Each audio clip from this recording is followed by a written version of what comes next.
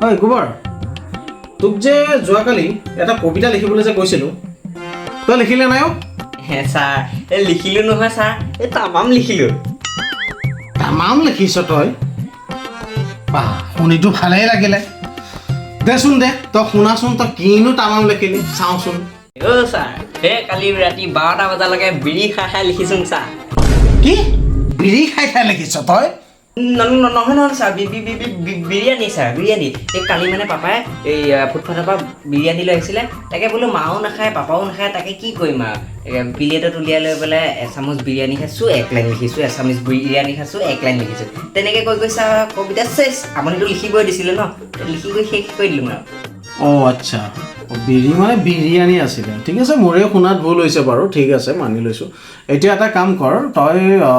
কবিতাটো শুনাই দে কবিতাটো এবাৰ শুনি চাওঁচোন তই কিনো লিখিলি দেই চাওঁচোন শুনা ছাৰ কবিতাটো কিন্তু গাবলৈ ওলাইছোঁ চাইহে গাম দেই গা গা গা নিজৰ লিখিছ যিহেতু বাৰু গাই চাই গা কথা নাই প্ৰতি গা ছাৰ মাতিছোঁ দেই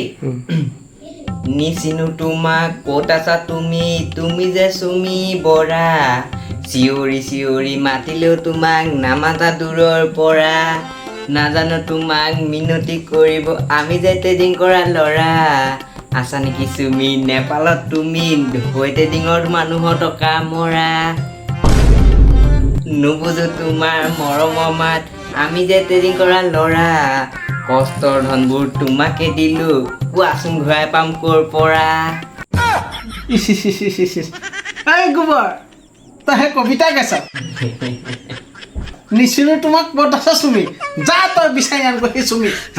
যা বিচাৰি আনগৈ মাছটো কৰবাৰ